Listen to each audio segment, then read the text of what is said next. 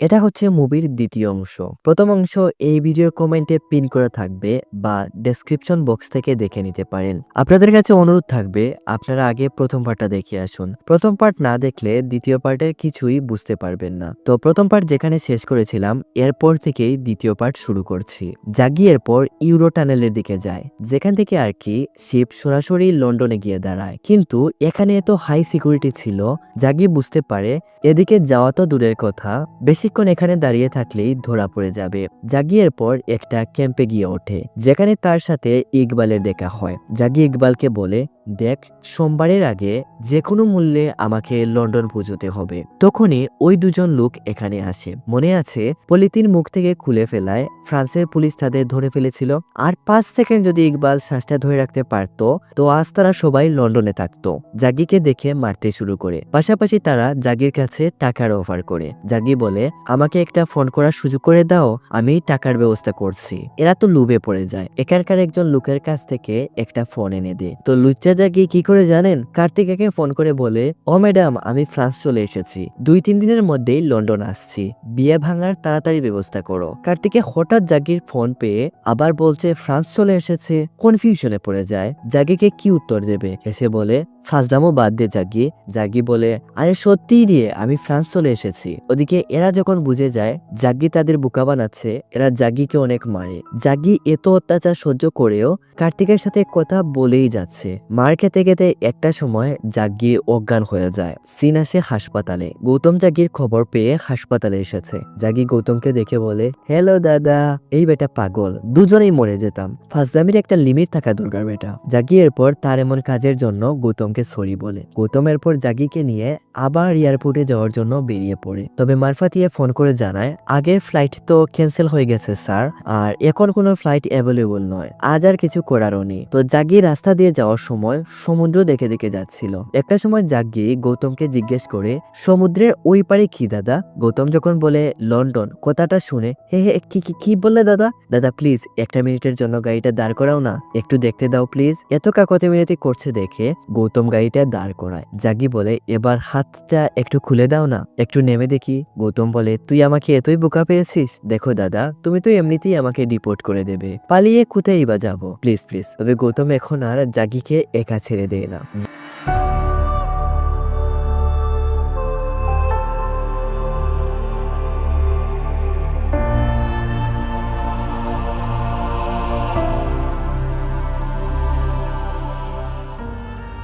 মাত্র এতটুকুই, আমি তো সাঁতার কেটেই পার হয়ে যাব। গৌতম বলে, তো যা, আমিও দেখি। একবার নিচে গেলে তোর বডির আর অস্তিত্বই খুঁজে পাওয়া যাবে না। এতটাই ঠান্ডা জল, 10 মিনিটের মধ্যেই তুই বরফের মতো শক্ত হয়ে যাবি। তখনই মারফা দিয়ে কল করে বলে, স্যার আমি দুঃখিত, আরো 2 দিন মানে সোমবার সকাল পর্যন্ত আপনার জাগিকে সামলাতে হবে। সোমবার সকাল ছাড়া কোনো ফ্লাইট নেই। গৌতম বলে, এ কি বলিস রে?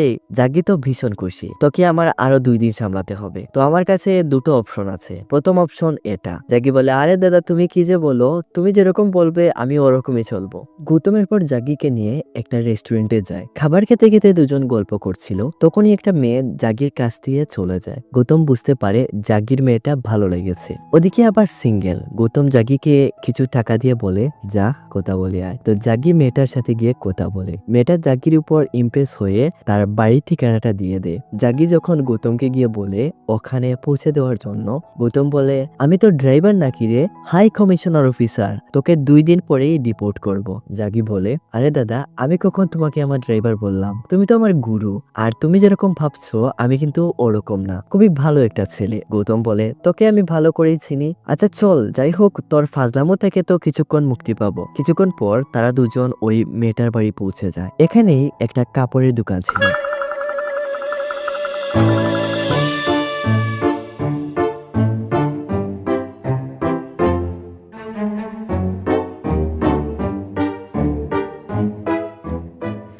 এখানে সমস্যা হলো জাগ্গি তো কার্তিকের সাইজ জানে না, সাইজ ছাড়া জামা কিভাবে নেবে। জাগ্গি তখন গৌতমের ফোন দিয়ে কার্তিকে ফোন করে, এই তোর ড্রেসের সাইজ কত রে। এই জাগ্গি শুন, তুই জানি না কিভাবে কম্পিউটার হ্যাক ট্যাক করে ফ্রান্সের নাম্বার সেট করে কল করছিস, অনেক হয়েছে, মজা করে এবার বাদ দে। জাগ্গি বলে, আমি সত্যি ফ্রান্স আছি তোর জন্য, তোর ভালোবাসার জন্য। কিভাবে এতটুকু পর্যন্ত এসেছি এক আমি আর ভগবান ছাড়া কেউ বলতে পারবে না, আমি তোকে অনেক ভালোবাসি। ওদিকে কার্তিকের এখনো বিশ্বাসই হচ্ছে না জাগ্গি যে ফ্রান্স চলে এসেছে। দেখ জাগ্গি, আসলে যদি তুই ফ্রান্স এসে থাকিস প্লিজ দেশে চলে যা, আমি তোকে কথাটা মজা করে বলেছিলাম, 4-5 দিন পরই আমার বিয়ে। জাগ্গি বলে, তুই বলেছিলি আমি আসলে তুই বিয়ে ক্যান্সেল করে দিবি, তো আমি আসছি। এসব কথা বলতে বলতেই কার্তিকের ফোন বন্ধ হয়ে যায়। তো সাইজ তো আর জানা হলো না।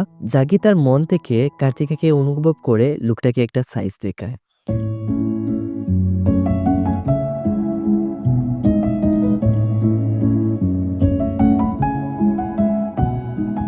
লোকটা বুঝতে পারে আর একটা ড্রেস জাগ্গিকে দেয়। বাড়ি ফেরার সময় গৌতম দেখে তীরা রাস্তায় দোকান দিয়েছে। বিষয়টা গৌতমের কাছে খুব খারাপ লাগে। একজন লোক খাবার কিনে নিয়ে যাচ্ছিল, ওই লোকটাকে খাবারের টাকাটা দিয়ে বলে এই খাবারটা তাকে দিয়ে দিতে। বাড়িতে এসে টিভি চালিয়ে তাদের দুজনের হাসি খুশি ব্লগগুলো দেখতে দেখতে খাবার খায়। সকাল হলে গৌতম জাগ্গির রুমে লোকটা খুলে দেয়। এরপর জাগ্গিকে দুধ, কফি, চা যেটা ভালো লাগে খাওয়ার জন্য দেয়। জাগ্গি বলে, তোমার কি দাদা একবারও ভাবির কথা মনে পড়ে না? না মানে বলছি ভাবির হাতের আলুর পরোটা, চমচা, গরম গরম খাবার, ওয়াও কি টেস্টি। কি সারাদিন শুধু আবিজাবি খাও। আচ্ছা মানলাম ভাবি রাগ করে চলে গেছেন, তুমি ভাবিকে ফিরিয়ে আনার জন্য কি কি করেছো সত্যি করে বলো তো। সরি বলেছো, পা ধরেছো, কেঁদেছো?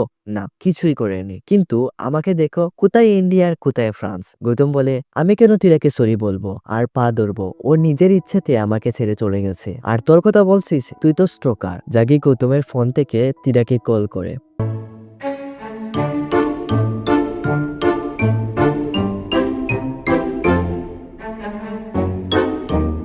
তীরা ফোন ধরতেই জাগ্গি ফোনটা গৌতমকে এনে ধরিয়ে দেয়। ওদিকে তীরা হেলো হেলো বলে যাচ্ছে, গৌতম ফোনও কাটতে পারছে না। মারবো নাকি একটা ফাজিল কোথাকার। হ্যালো, ভুল করে ফোন দিয়েছো নাকি? মানে হঠাৎ করে তোমার কল। আচ্ছা যাই হোক, আমি তোমাকে কল করতে যাচ্ছিলাম, আজ একটু দেখা করতে পারবে?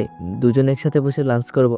বিজি থাকলে তো আসা লাগবে না। গৌতম বলে, না না এমন কিছুই না, আমি আসবো। জাগি এতটাই খুশি হয় সে নিজেই নিজের হাত দিয়ে নিজেকে শাবাশি দেয়। গৌতম তার কথা মতো রেস্টুরেন্টে এসে বসে আছে। কিছুক্ষণ পর তীরা আসলে জাগি দৌড়ে তীরার কাছে আসে। তুমি কে? আরে আমাকে চিনলে না? তোমাদের বিয়েতে যে ঝামেলা করেছিলাম। ও জাগি, তুমি এখানে কি করছো?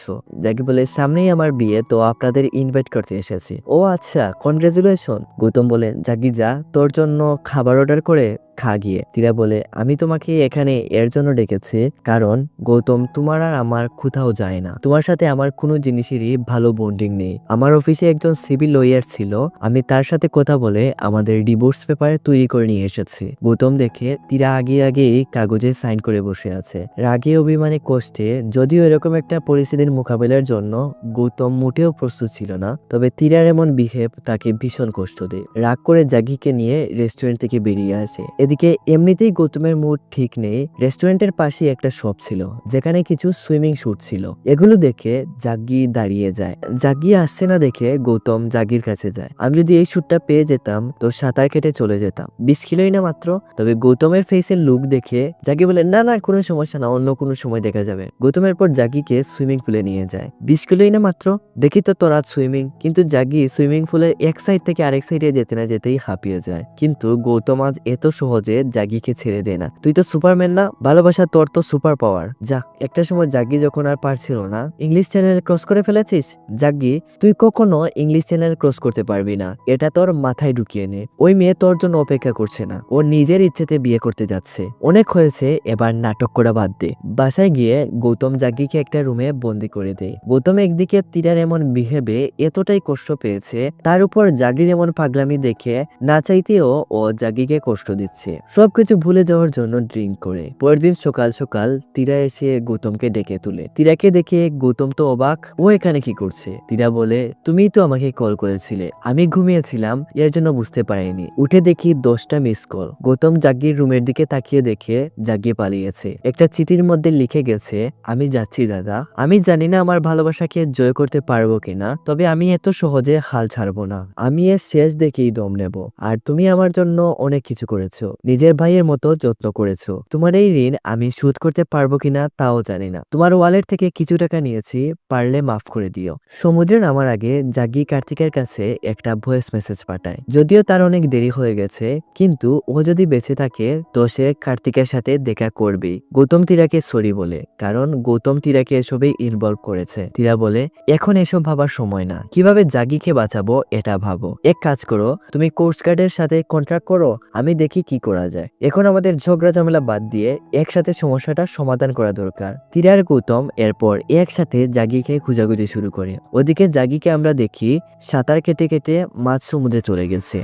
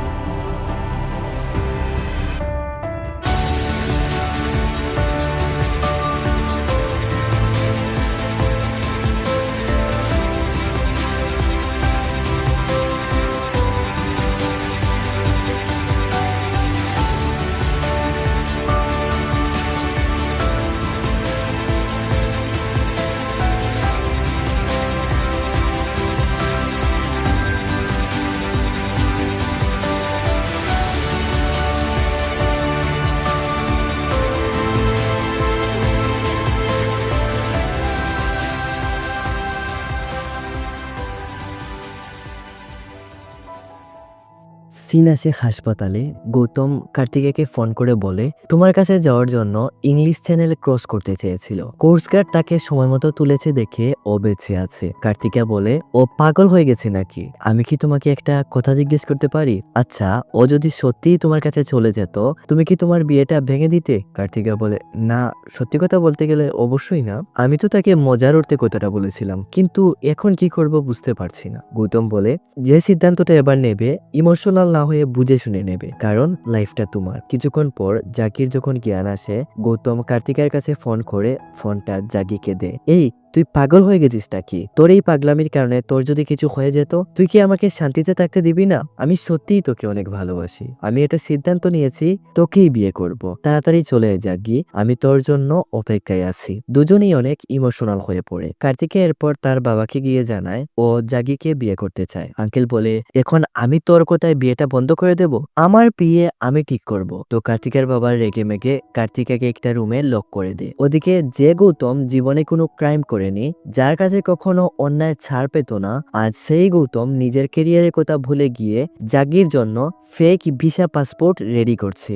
জাগি তার ভালোবাসার টানে 6000 কিলোমিটার অতিক্রম করে এতটুকু এসেছে, কিন্তু সে তার ভালোবাসাটা 40 ফুট দূরত্ব থেকেও জয় করতে পারলো না। জাকিকে কার্তিকের কাছে পাঠাতে যা যা করা প্রয়োজন ও করবে। ওদিকে আজ 2 দিন ধরে জাগির সাথে কার্তিকের কোনো কথাবার্তা নেই। এই সময় কার্তিকার পাশে এসে দাঁড়ায় শিলা। পিৎজা বলে পিৎজার বক্সে ঢুকিয়ে কার্তিকার ফোনটা এনে দেয়। কার্তিকা জাগিকে ফোন করে বলে, জাগি তুই আর ঝামেলায় পড়িস না, আমি আসছি ফ্রান্স, তুই ওখানেই থাক। জাগি বলে, আর কোনো ঝামেলা হবে না, গৌতম দাদা সবকিছু লিগ্যাল ভাবে করে দিয়েছে, তুই চিন্তা করিস না, আমি আসছি। পরের দিন গৌতম সবকিছু জাগিকে বুঝিয়ে শুনিয়ে দেয় আর বলে, অবশেষে তুই তোর ভালোবাসার মানুষটাকে জয় করেই দম নিলি। জাগি, এই আংটিটা তুই রাখ, আমার থেকে তুই এটা ভালো রাখতে পারবি। আংটিটা আসলে তীরার ছিল। ওই দিন রেস্টুরেন্টে তীরা গৌতমকে তার হাত থেকে খুলে দিয়েছিল। এয়ারপোর্টে সবকিছু চেক আপ হচ্ছে। ওদিকে ইকবাল আবার এসব কিছু গিয়ে আবার ইন্ডিয়ার আরেকজন এম্বাসির কাছে জানিয়ে দেয় গৌতম যে জাগিকে লন্ডন নিয়ে যাচ্ছে।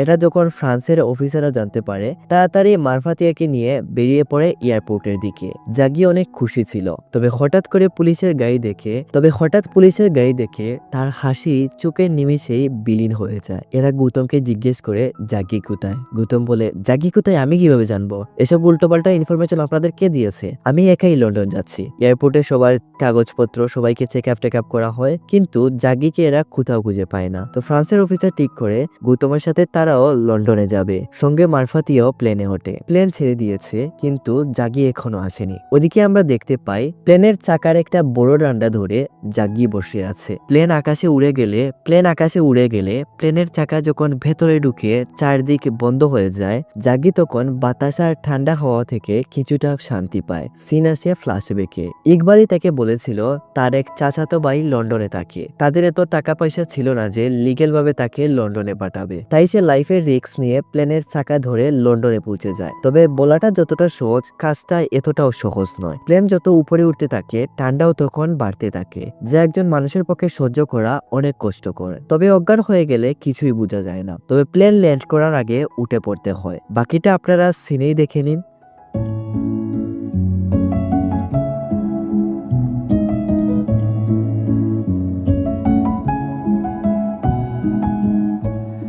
গৌতম জাগির লাশ দেখে একেবারে ভেঙে চুরমার হয়ে যায়। মারফাতিয়া জাগির ব্যাগ আর তীরার আংটিটা এনে দেয়। গৌতম আর চোখের পানি আটকে রাখতে পারছিল না। এদিকে কার্তিকা এখনো জাগির জন্য অপেক্ষা করছে। গৌতম যখন এসে খবরটা দেয়, কার্তিকা এটা কোনোভাবেই মেনে নিতে পারছিল না। গতকাল রাতেই জাগির সাথে তার কথা হয়েছে, কত হাসি খুশি ছিল, কিন্তু কি থেকে কি যে হয়ে গেল।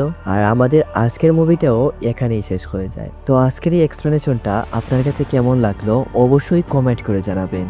আর চ্যানেলে নতুন হয়ে থাকলে সাবস্ক্রাইব করে পাশে থাকবেন। তো দেখা হচ্ছে নতুন কোনো ভিডিওর সাথে। ততক্ষণ পর্যন্ত নিজেদের খেয়াল রাখবেন, সুস্থ থাকবেন। ধন্যবাদ।